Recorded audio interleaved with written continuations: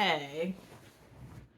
Okay, so I actually just watched a video by Candace I'm, who's talking about Audrey Hale, who's the like Nashville shooter. As a person, I don't know if there's actually anyone here from Nashville who follows me. If you're in Nashville, please comment below, introduce yourself. Hey, I'm Olivia.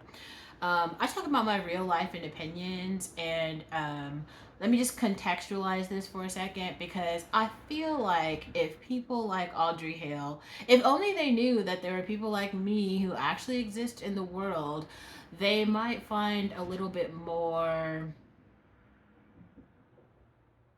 not solace, but it's taken me a very, how can I put this? I am not in any way identifying with a mass shooter. I think that when people get that angry, it like I understand deep seated anger. Also, I have the headphones in. There's nothing coming in. It just helps me like focus in okay on my dialogue. Um, but yeah, no. Since I appreciate moving to Nashville quite a lot. Not only just because it's in the Bible Belt, but I've known for a while that I do care. Here's the thing about living in California versus living in somewhere like Nashville, or I would say anywhere in the Bible Belt or the South. In California, people like to live. I'm not saying like hedonism is on the rise, but a little bit. Kind of hedonism is on the rise. And when I was younger, I didn't really understand how like it might be pragmatic to live by some value system, and just having like coming starting from a place of like Buddhism and world peace is so idealistic that it is almost like dysfunctional. And I want to use a couple instances a couple examples to explain what I'm talking about so that you can kind of get what I'm saying. So the first example I want to use is I wanna talk about As Told by Kenya for a second, and maybe I actually will edit this one so that you guys can like literally just see the clips that I'm talking about. But Kenya talks about how she got angry basically at this. I guess there was someone at the airport, and they did some shit that was really annoying, and she was like, "Oh, I'm gonna be seen as the angry black woman." And those are all stereotypes. People like to stereotype black women as being angry. If someone literally does some shit to me, like anger and the feelings wheel are real. I've made other videos about the feelings wheel. I'll insert them just so like it's clear that I'm not just like making this up. Like I actually made videos about the feelings wheel. It's real. And like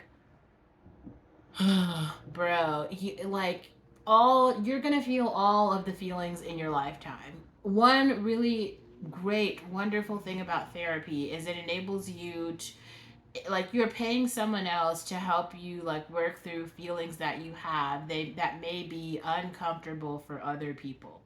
Sometimes even though your parents love you, they just don't have the emotional capacity to give your very small interpersonal issues their time because maybe they are just spending their time, working at a job that's emotionally taxing. Dealing with other adults in the real world is fucking exhausting. Like, adults are the worst, okay?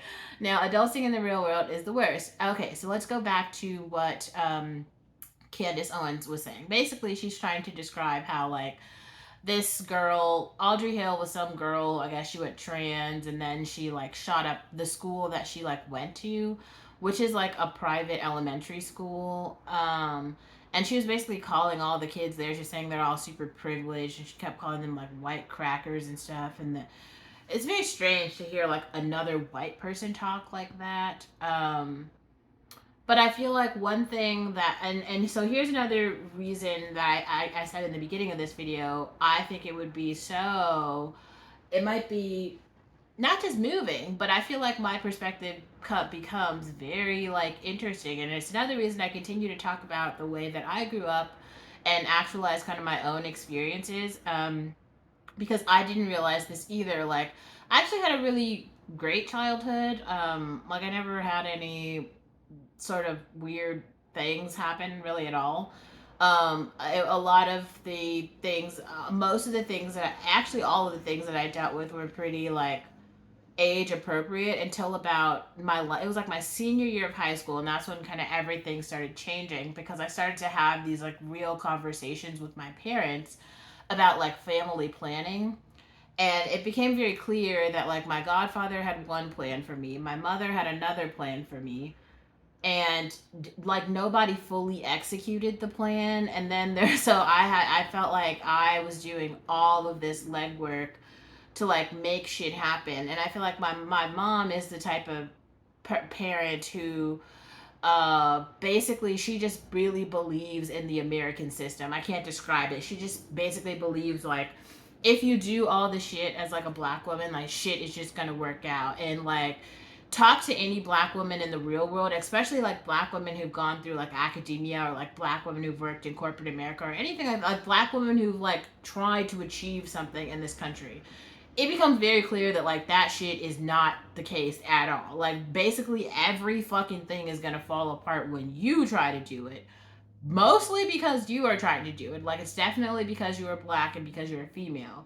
And the like the thing that has gotten most of us through is just knowing that there's like some other black woman in the world, in the society, in America who's just not died, because so many black women have died. It's like you take one step, the whole shit blows up. Like there's just nothing else.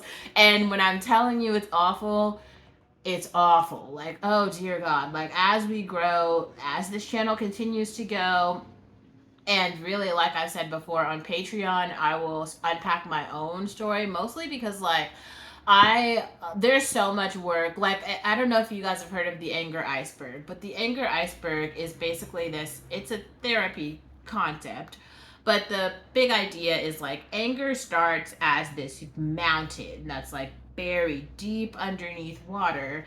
And when it actually gets to the point where some action is taken, it is because shit has gone way overboard. Like shit has just been building and building and building and building and building, and then all of a sudden, like some little ass thing happens, and it's like boom, and it all blows up. I feel like that's actually what was happening with like Audrey Hale, because so many people like refuse to talk about like privilege is real.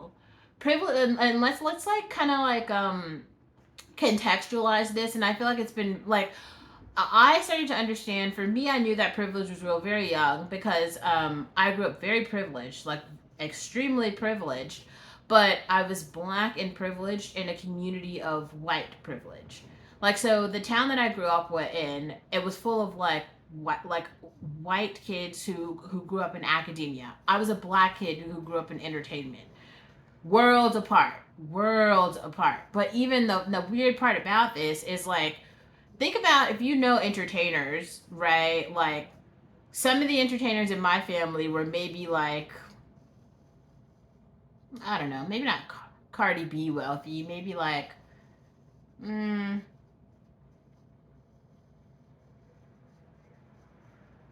maybe like Little Dirk, or Little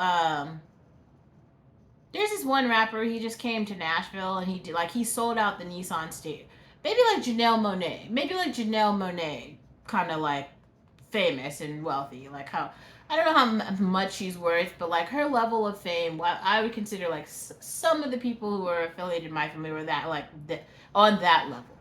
That's kind of like a nice little level. Like it ain't Rihanna, right? It's not Beyonce, but it's like it's something. Like you know what I mean? Like that's way different from being like a professor. Like Janelle Monae is like way wealthier than like most professors. So growing up in a town of like professors, as opposed to like growing up, and the other thing that's very interesting, like a professor can raise his family, but he can't raise like all of the people in his family, sort of thing. Janelle Monae can actually pay the cost of living for probably her whole family if she wanted to. So that's kind of a big difference. Anyway, not the point.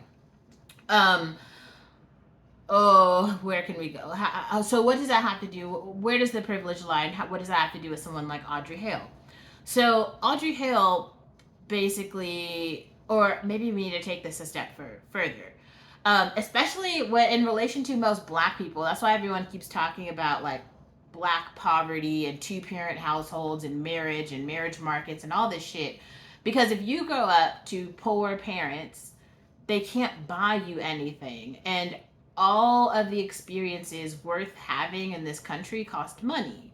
So, like, going to Harvard cost money, going to ballet class cost money, going to Kumon cost money, taking a trip to Jamaica cost money, going to dinner every night costs money, like having an apartment costs money. Like, my cost of living right now is not like, by any means, I'm not living in some like land of luxury. But don't get it twisted. I'm like, right now, the life that I'm living, I would consider it like lower middle class. And this is like the for me, I have like a bare minimum level of comfort that I'm unwilling to move past. And the way that I established this for myself, like, given the way that I grew up, I was around kind of like varying levels of wealth on both sides. So, like, there's the extreme wealthy people, and then there's the extremely poor people, and then there was me, who's like, I grew up solidly middle class. Maybe like it shifted a little bit more upper middle class. Like, all of my experiences were upper middle class, where like my parents' actual money that they earned was like probably like solidly middle class. Um, that's not the point though. The point is like the privileges. Like, I got all of the privileges, like all of them. So it became very clear to me, like, what are like the type of life that I would like to live for myself? What does that look like? And how can I build and maintain that for myself as an adult? Those are skills that you learn, and it's a privilege to be able to kind of experience that. It's another thing I could rant on and on about, like college, which I think I actually will talk about that like a little bit more here. Um, but Audrey Hale has basically seen going to that Covenant school. Seems like it was like it's a very like, you know, cush private school in the area. It seems nice. Like, I don't know. I wonder why she would like despise that experience. Like, would you rather go to a school in the hood? Like, I'm not sure. I do also think that there's a lot of like, it's how can I put this? Like, whatever school that she's talking about, the Covenant school, I'm not sure if it's an IB school, but there's this idea, not an idea, it's a real thing. There's something called like an IB school. Now, most people that I would say previous colleagues that I've had in the past, they all went to IB schools. IB schools are international baccalaureate schools. People like Tyla, like Arya Star, Justine Skye, Yara Shahidi. I didn't go to IB schools, but I went to magnet schools. So, I don't know. I also grew up in a very small, like, liberal town. All my schools were good except for the one school I went to. The art school I went to in Oakland was really bad. All the other schools were really good, though. So, um, I don't know. I didn't go to IB schools, though. Oh, okay. This is a good example. So, one person that we have unpacked on this channel is like Kerry Washington. Kerry Washington basically went to IB schools. They're like they're schools that prepare you to do well in life, and they're all over the globe. So if it's not clear, like, the globe is big and multicultural. Nashville is small and pretty white. So this girl went to a private school in Nashville. And this is another reason why I think we have to contextualize wealth. Like, people like to consider Nashville as being like some, I don't know, some big city or something because they grew up in like a small town in Iowa. New York is a big city. Like, San Francisco, that's a big city. London, those are like international cities. Nashville is not that. Like, Nashville is the home of country music. Okay, so like, yeah, if you're coming from anywhere in the Bible Belt and you move to Nashville, it is going to be like very different than where you grew up. But it's also not. This is not the cream of the crop. And I think that's one thing that I keep hearing it here, because people come from such impoverished places, I guess other places, that they don't know what real wealth looks like. And this is another thing that I had an issue with when people like to talk about my privilege. It's one reason I continue to include Lori. I have to contextualize like my own experience with like a Lori Harvey, and because there's levels to this. Like, no matter how pretty I believe I am, or how, like, another thing that we have to talk about or include here is like womanness. Like, being a woman is expensive. So I like the fact that, like, as told by Kenya, and a lot of her talks now, she's doing like makeup hauls and putting on makeup and showing how to do things with like her eyebrows or whatever makeup that she's using. I get it. I definitely used to be a girly girl too. Being a girly girl costs money, and like, I think that's another thing that, like, men are they're very just strange about. Like, either women get to be women or you do not have a society. And I'm not trying to be funny here, but that's where gay people kind of ruin society in a little bit, because, like, I understand that you might like makeup, and like you understand like the price of things, but like poor men don't. And like poor men, I mean, if you want society to keep going, kind of like, they also need to like get married and have wives and have children and shit. But I mean, I guess these men believe that they're gonna, like, makeup princesses with whole like makeup bags full of like MAC cosmetics, who are having 3 meals a day, who have like a college degree. Like, why would they date you? Like, you like actually can't afford them. I'm not trying to be funny, but do you know how much like one MAC eyeshadow costs? Like $26. That's for one eyeshadow, for one color.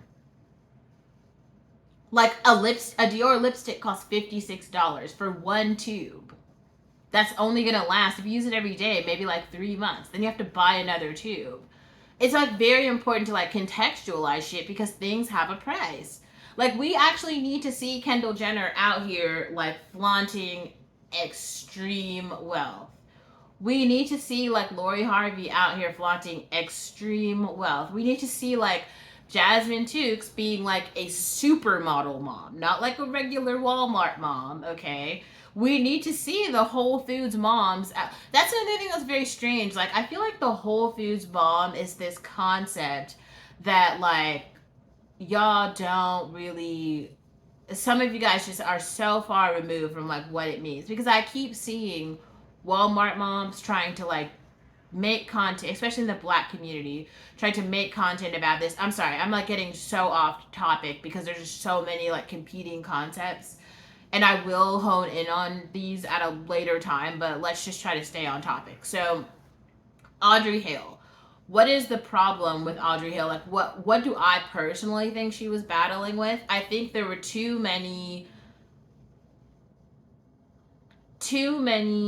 misunderstood concepts that didn't actualize in life. Let me give you an example here.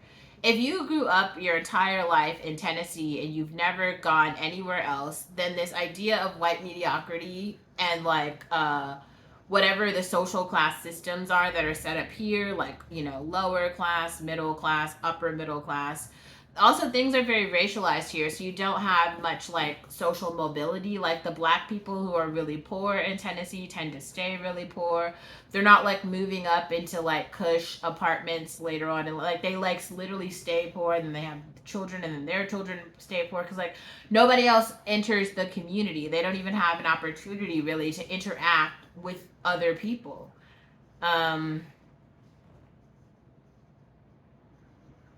Anyway, so why do I think that this impacted Audrey Hale? Because like, she knows, like, another thing about having as much privilege, I guess, as a child as she did, is that she understands kind of what like the nicest things are, what a quality education is, what it means to be like a spoiled brat. It's kind of hard though when you're in a, this is why diversity and representation is actually very important. And it's another reason I continue to show up as like the basic Black girl. I show consistently as like the B average basic Black girl. Another, a girl who's very similar to me, maybe she like looks different, but ideologically I feel like we have quite a lot in common. Kidology. I've heard her talk about this, the way that she talks about it. I identify so heavily with Kidology. I am Kidology, just in another city. Like, just before before her YouTube channel got way more followers, like, she was just working at like a grocery store and making videos when she gets home. I think Kenya did the same thing, or As Told by Kenya. Another, just people who are a lot more in touch with what it means to be middle class, like just having kind of like a level of stability. There's just not enough examples of that in the Black community for other racial groups to become accustomed to it, because a lot of the media and the rap songs and all that shit is like exposing Black poverty. And it's really strange because even the mega Black stars, like I saw Chris Brown comes out with some other video today and I watched it, and it was like, I don't know, now he's showcasing like African poverty. Sexy Red, which like all of these are like, it's poverty, it's about a lack of values, a lack of education, all the tattoos, it's the same shit over and over again. And like, you, this is why you need, like, America needs a Candace Owens. Like, you just, because I don't know, maybe there's really people like, I don't, if you are a member of the Black community, you know people like her. Black conservatives are very real, especially Black female conservatives. They're really out here. They're really real. And I'm not talking about like the poor Black conservatives who just like claim that they go to church, but then really they're like living this like trap hood life. Like, no, I mean like those like Bible Belt grannies who really just be like on their shit, and like they just they like, you're not getting away with anything in those like Orthodox Black households. You're not. They're like really very strict. Or I mean, if you're I really like that one African YouTuber that I always talk about, because she's a very good example of just like a very traditional Orthodox Black African household, middle class. Like a middle class people have like values, jobs, and money. Maybe not a lot of money, but they have some. They understand that like life costs money. Everyone seems to understand that. I don't know why that is like this competing idea. This is like, it's like this idea of like, or the, yeah, there's this concept of that being optional. Oh, you like there's some other way. There isn't another way. I don't know. I guess I'd have to write about this to make the concepts make a little bit more sense, but that was a short version of the rant. Yeah. I'll put some links in the description box to like other videos you could watch that might, I don't know, help explain this a little bit more. But oh gosh, it's kind of annoying, but it's kind of real.